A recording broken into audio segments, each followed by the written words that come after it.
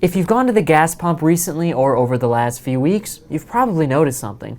The price of gas is way higher than it was at the beginning of this year. Now, the price of gas usually does rise at the start of the summer. Typically, people are driving more, which means more travel and more demand for gas. In addition, we have a lot more industries that are going to start using gas when it's a lot hotter out. But we're not heading into the summer right now. We're heading into the fall and winter, and typically gas and energy prices are supposed to cool off during this time. So if energy prices are supposed to cool off right now, then why are energy prices at a near 10-year high? Another thing that's strange about these record high energy prices is that a lot of people are switching to renewable energy and steering away from gas and oil. Like just earlier this year, we saw major automakers like Ford and GM pledge that they would go completely electric by sometime in the 2030s. And we don't even need to mention the rise of Tesla over the last 2 or 3 years. Tesla obviously does not use any gasoline for their vehicles, and Tesla vehicles are completely battery powered. So if the world is steering clear from gasoline and relying less and less on traditional fuel sources, then why are energy prices rising so high right now? And if the future really is in renewable energy like batteries and hydroelectricity, then what is the future of gasoline, and will these high oil prices continue for the foreseeable future? Well, we're going to answer all of that and more in today's video, so make sure to stick around till the very end to learn exactly what is going on in this energy crisis and what might be coming in the future. But before we break all of this down, do me a quick favor and smash that thumbs up button below and hit that notification bell too. That way YouTube shows our videos to way more money minds around the world and we can keep making videos just like this one. The United States and quite frankly the rest of the world has been reliant on oil as a source of energy for a long time now. And when you hear oil, you probably think gasoline, but the truth is oil is used in a ton of different products. Oil is a commodity. It is a raw material that we use in a ton of different things. One of those things is definitely gasoline, but we also use oil for a lot of our plastics, consumer goods, and a lot of our synthetic materials. That means that the price of oil is directly tied to a lot of different industries, and not just the gas and energy industry. But like I said, oil is a commodity, which is something that can be bought and then used to create something else. In order to actually get oil, workers have to mine petroleum reserves that are under the ocean floor or beneath land. Workers will then drill a hole into the sea floor or the land and find what is known as crude oil. They can then barrel this crude oil and send it across the world to be turned into various products like gasoline, plastics, and other synthetic material. What the actual price for a barrel of oil can vary greatly over a long period of time and depends on several different factors. One of those factors is production and storage. It can cost millions of dollars to extract oil from the ground, but oil companies are looking to make billions of dollars off of this investment.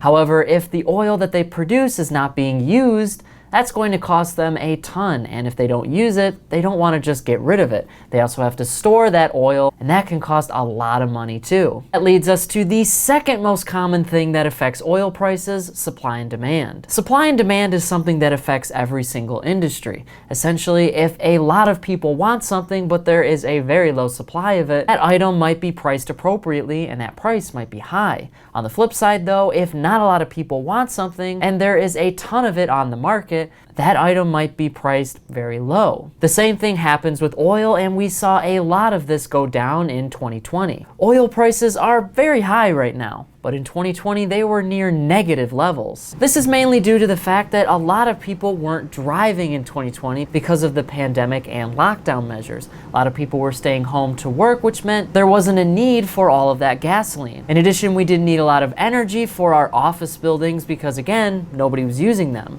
And on the flip side, we had a ton of other industries shut down as well, so they didn't need energy. And for a lot of those industries, oil was the #1 energy source. Natural disasters can also affect the price of oil. I mean, think about it. If a hurricane or some other strong storm affected a region where oil is mass produced, and that oil couldn't actually leave the country because of this natural disaster, then that means we're going to have supply chain bottlenecks that oil can't actually get where it needs to go. But the rest of the world is not experiencing a natural disaster, which means they still have a very high demand for oil, but they're not actually getting a lot of oil from some of these other places. If something like this happens, then the price of oil could skyrocket around the world. And finally, one of the other most common things that affects the price of oil is, well, politics. For instance, in July of 2008, we saw oil prices reach $128 per barrel. This is because of the political unrest and potential wars that were happening in Afghanistan and Iraq. And the Middle East is one of the biggest producers of oil in the world. So if something was to go down between those companies or countries that would stop oil production altogether, the price of oil is going to rise. In addition, in 1973, there was a massive oil embargo, and a lot of the main users of oil could no longer get it, which meant there was super long lines to get oil, and the price to actually just fill up your car, or anything else for that matter, was extremely high. Again, wars and politics caused the price of oil to skyrocket. And we see the same things happen today. So with all of that being said, why exactly is the price of oil so high right now? Well, a lot of what's happening in the oil market all stems back to what happened in 2020. Last year, the production of oil slowed down a lot, mainly because there was very low demand for it. And in addition, it was expensive to mine oil and then not make a profit from it. And a lot of these oil companies were running out of places to store the oil that they actually had. So one way that they cut costs was to lay off a lot of their workers and stop mining oil for a short period of time. And with several other industries, this went on for a long time. And eventually we were able to pick things back up and demand slowly started to restart. But right now, it looks like oil producers are just catching up from last year, meaning that they're not quite meeting demand for what people are looking for in 2021. In addition, we saw some of the largest hurricanes in history hit the Gulf Coast over the last 2 years, which basically took oil production offline again for several months. Now, oil producers are desperately trying to increase production, but in reality, there's really only so much they can do. And with the price of oil so high right now, you have a ton of other countries turning to alternative energy means in order to run their businesses. Right now, a lot of companies are switching to natural gas instead of using oil. But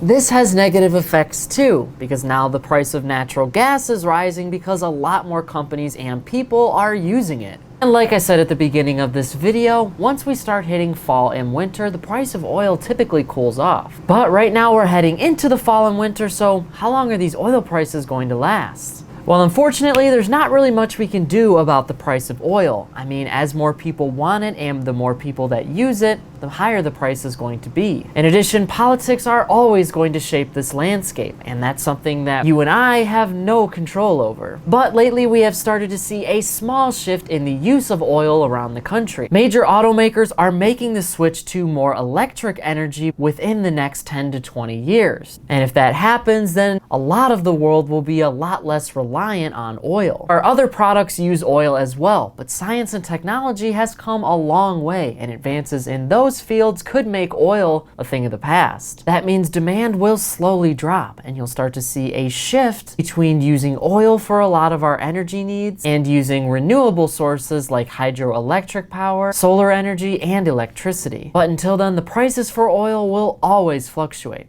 So the next time you're at the pump, just know the price you pay for gas will always be different. But now I want to hear from you on this issue. Do you think that renewable energy sources are the wave of the future? Or do you think that we should be using traditional sources of energy like oil and gas for as long as we can? Whatever your thoughts are, leave a comment below before you go. That is it for today's business and financial news breakdown. Thank you so much for watching. If you like this video, don't forget to hit that subscribe button below. Keep hustling, money minds, and I'll see you all in the next one.